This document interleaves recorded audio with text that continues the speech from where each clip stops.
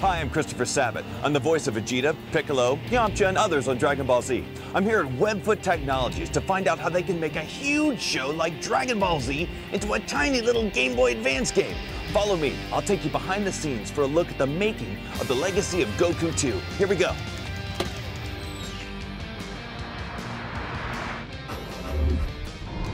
Webfoot is extremely excited to make Dragon Ball Z into a video game. It's such a great show, and it really deserves to be a great video game. So we're working our hardest to do the best that we can, and we think that the fans will be pleased with Legacy of Goku II.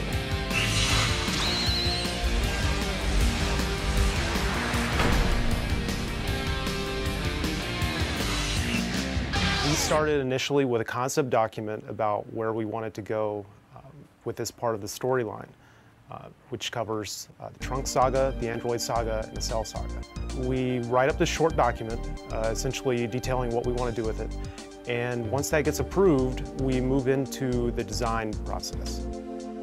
We spent several weeks on this, and we essentially come up with all of the elements of gameplay, what we want to do that makes this different and original, how we're going to treat the elements of the storyline to create the best possible result.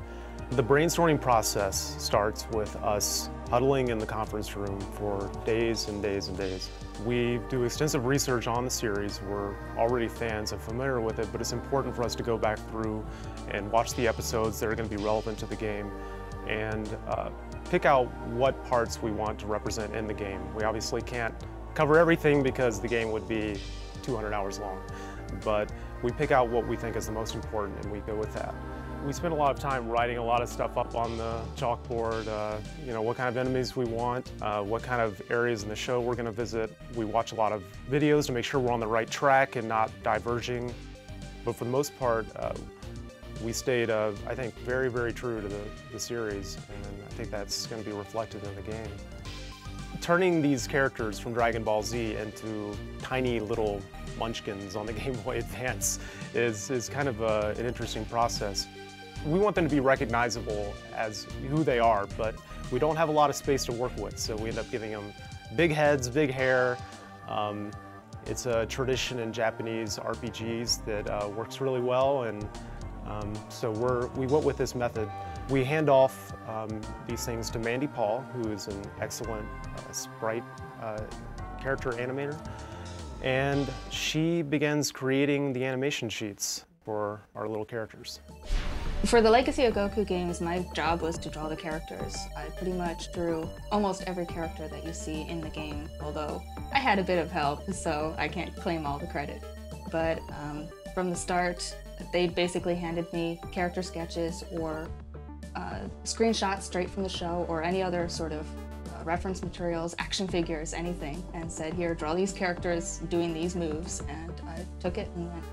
I've got Goku up here just as an example. You can see this pink box around him is pretty much the limits of where I can draw. He has to fit inside this box, which is why his hair had to fit inside this box along with everything else.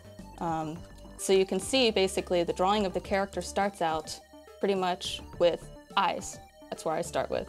I determine how tall the character is going to be, his basic form, you know, how big his head will be. The heads are always really big on sprites along with the eyes because you just need to be able to see their facial expressions.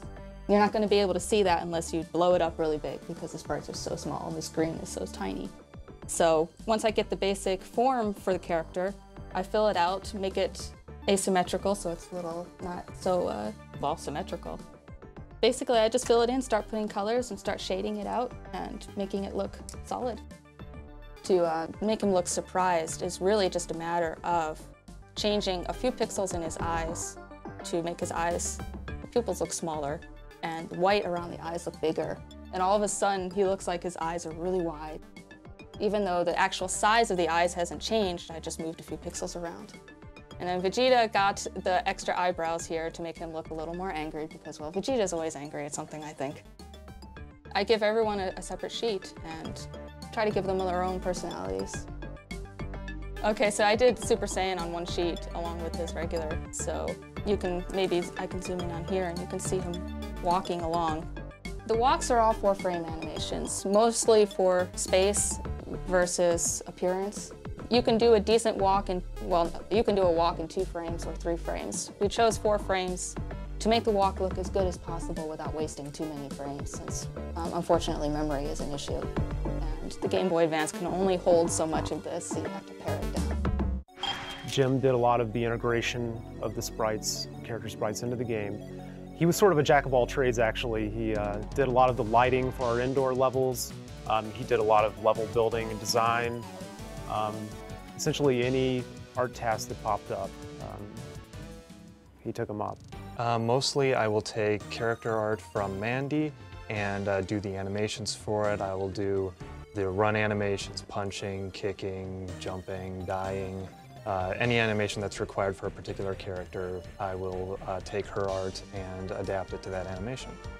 Like, for example, here's Perfect Cell, and this is the kind of art I usually get from Mandy. It has the front, the back, and the sides. We only have the left side because for the right side, of course, you can just flip the picture around.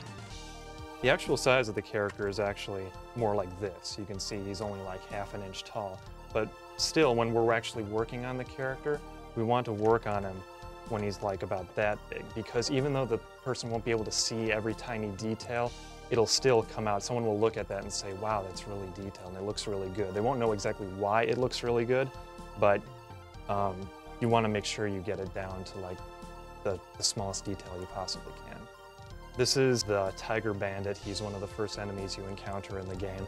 And again, this is the kind of art I will get from Mandy, just a standard standing pose. And then I will take it and, like, for instance, here's the punch animation. And you can see, again, goes punch from the front, punch from the back, punch from the side. And I'll also have the run. And you can see a lot of the, like the face will just be duplicated in each one, but changed slightly. And I'll move the legs back and forth for each frame. Here's a little grenade lob animation that the tiger does. So once we get all these done, you can actually take it into the game.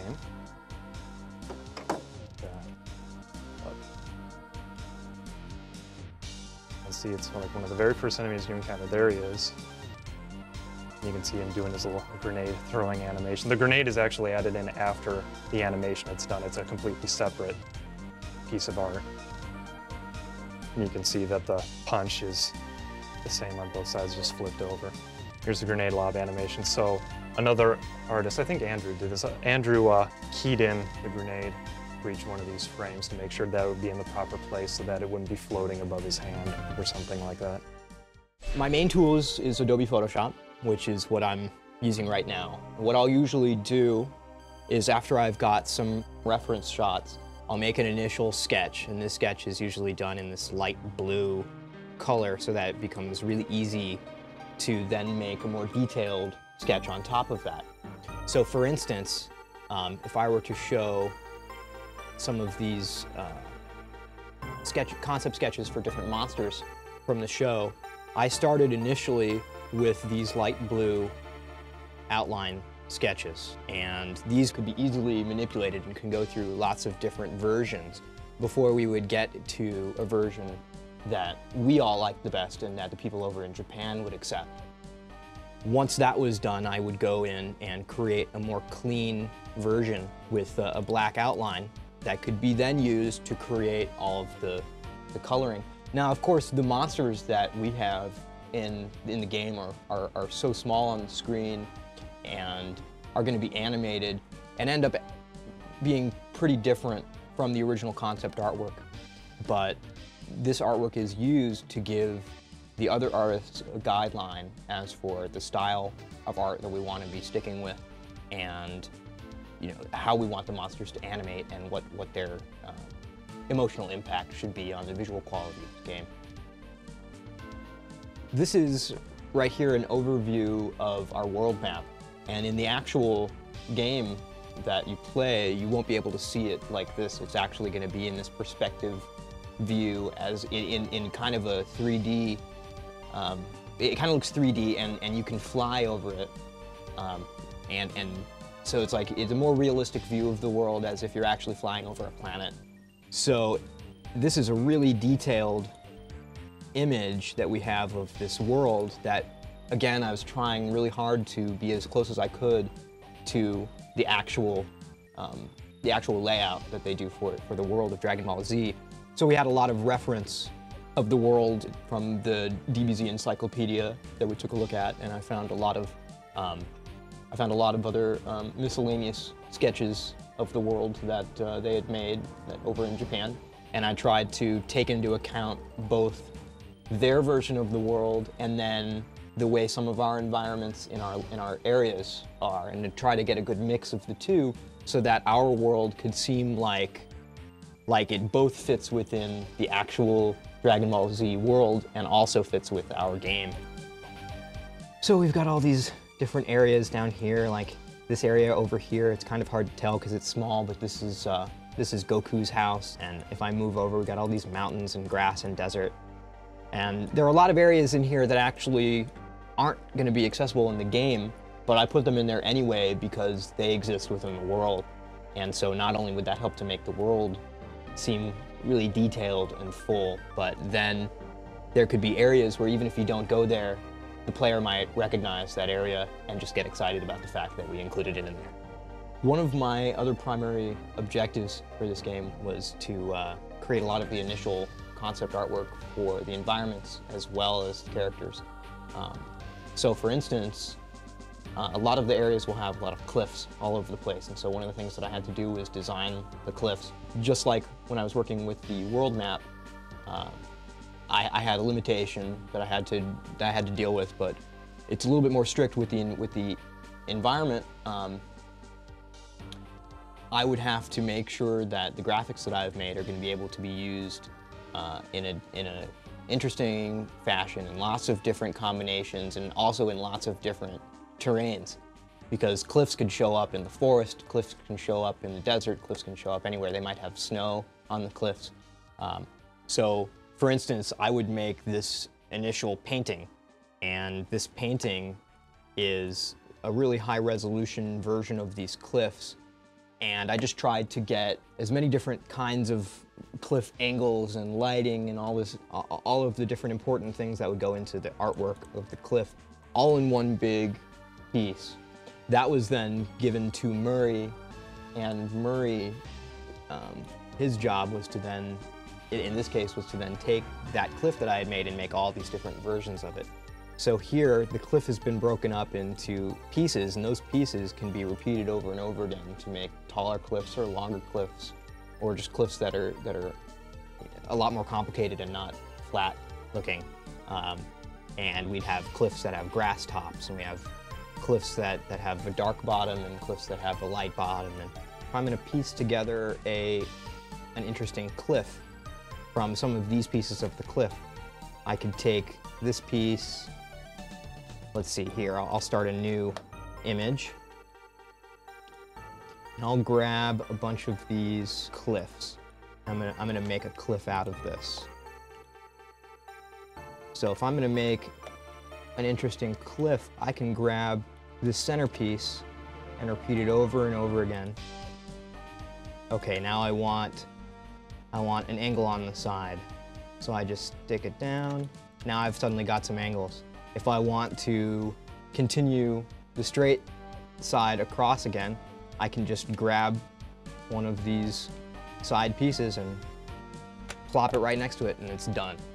This is tile-based level design, and the whole point is that we're creating tiles that will easily connect with each other to look like it's no longer made of tiles, so that we can do a lot of the work up front in creating the artwork, and then later on all we have to do is be creative about how they're placed down, and we don't have to worry about whether or not it's going to look right. And that speeds up a lot of the creation process of making the levels, and it allows us to make a lot more unique levels in a shorter amount of time than would have otherwise been necessary. When we're thinking about how we're going to translate the story from the series into the game, a lot of editing takes place, a lot of video watching takes place. Jerry Swanson was responsible for creating both original dialogue and taking this dialogue from the show and editing it down into something that will work well with our game. There's a lot of reading in this game. We wanted to cover the story as well as we could, but the dialogue from the show, obviously there's a lot of talking and it has to get cut down into something that players can understand and will help the game move along at a good pace. So that was a real challenge right there. The show has a lot of dialogue, so it's not something that we can fit in a video game, and also we can't have any voice acting in this game, so we have to have it all going through text, and we can't expect the player to be reading just page after page after page, considering it breaks up the flow of the game.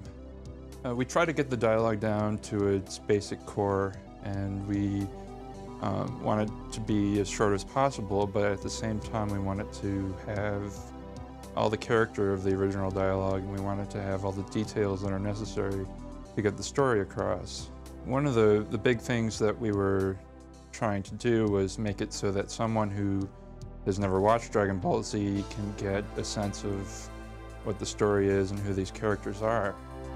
For the music of Legacy of Goku II, we definitely wanted to take the approach, again, of being as true to the show as possible. We listened to a lot of music. Giannis Brown was our primary musician. Paul Carmody also did music for the game, and they both worked on sound effects. We were very careful to do a faithful translation of the show's music into something that will fit onto the Game Boy Advance cartridge and sound reasonably similar. It's tough to make really lush sounding music on the Game Boy Advance.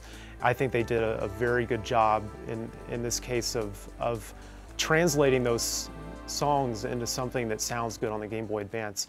For this game, our goal was to make it sound like the show, so Giannis and I both would listen to the music from the show extensively, you know, and actually write it down note for note, and go from there. I mean, a lot of the cues on the show are maybe only like 30 seconds, so we have to turn that 30 seconds into, you know, a 6-minute song. So that was the biggest challenge. But, you know, like I said, the goal in this game was to really like try to recreate the sounds of the show rather than just some generic video game music.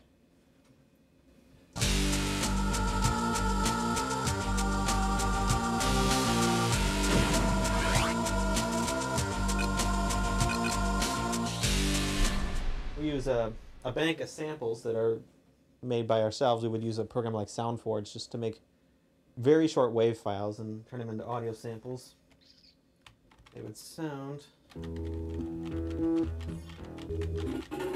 all sorts of sounds. We have about 100 samples in this game. We managed to fit them all into a really small file size. So we had a huge library of sounds to work with. And then with Impulse Tracker, with this kind of specialized music called tracker music, you would write down the note value that you would want played.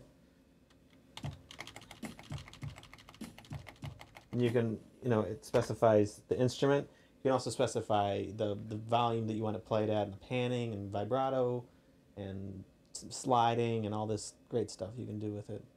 So he has a hi-hat track going on this here. The next one. It doesn't sound like much, but you play it all together. It actually fills up pretty nicely. Yeah, I mean, we couldn't possibly use CD audio because, let's say you had a 4-minute song. You know, if you were playing a PlayStation 2 game, you did CD audio. Wouldn't matter. You got the whole disc to fit this thing because a 4-minute song is going to be over 40 megabytes. If it was an MP3, it'd be around 4 megabytes, which using a PC or something, that's good. But a GBA cartridge, they only have about a total, they usually average around 8 megabytes.